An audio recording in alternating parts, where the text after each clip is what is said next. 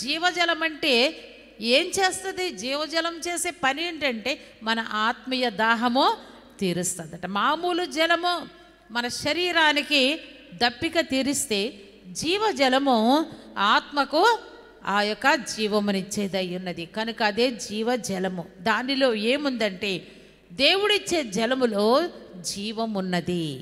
కనుక అందుకే దానికి జీవజలము అని పేరు దేవుడు పెట్టి ఉన్నాడు. కనుకనే ప్రియమైన వారులారా, నీకు జీవజలం ఇచ్చునని ఆమెతో చెప్పాను. అప్పుడు ఆ స్త్రీ అంటుంది, అయ్యా, ఈ నీళ్లు తోడుకోవడానికి చాలా లోతు బావి, ఇంత లోతైనటువంటి బావిలోనికి వెళ్ళి మీరు ఎలాగున నీళ్లు చేదుకుంటారు? జీవజలం ఎలా దొరుకుతుంది అని చెప్పి ఆమె ప్రశ్న వేస్తుంది. ఆ జీవజలము ఎలాగు నీకు దొరుకును అని ఆమె అంటుంది.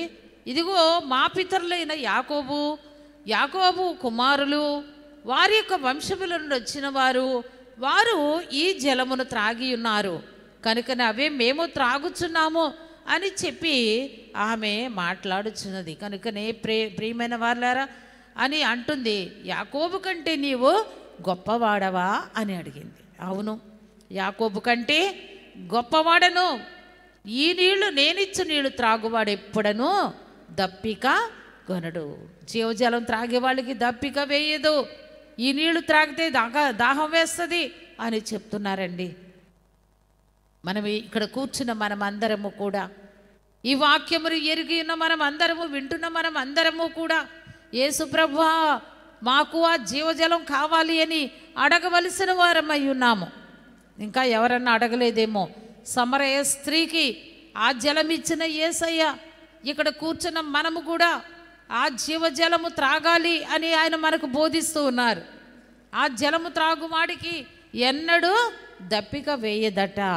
కనుకనే ఇప్పుడు ఈ ప్రశ్న, మరి ఆమె అడిగిన ప్రశ్నకు జవాబిచ్చుచున్న యేసయ్య ఆ మాటలు వినుచున్న ఆమె అందటప్పుడు, అయ్యా, అయితే నేనెప్పుడు కూడా దప్పిక కొనకుండునట్లు ఆ జీవజలమును నాకు దయచేయుమో అని అడిగినప్పుడు, మరి ప్రభు అన్నారు, నేనిచ్చు నీళ్లు త్రాగు వాడెప్పుడు దప్పిక కొనడు, నేను వానికి ఇచ్చు నీళ్లు నిత్య జీవమునకై వానిలో ఊరెడి నీటి బుగ్గగా ఉండునని ఆమెతో చెప్పెను. ఎంత గొప్ప మాట చూసారా? ఎవరైతే ఆత్మీయ దాహం కలిగి ఉంటారో, ఎవరైతే ఆత్మీయ దాహం కొరకు దేవుని వేడుకుంటారో, వారుట నిజంగా ఆత్మీయ దాహం తీర్చే ఆ జీవజలాన్ని కనుక వారు త్రాగిన వారైతే వారు ఎలా ఉంటారు అనేది చూస్తేనట నిత్య జీవము కలిగిన వారిగా ఉంటారు.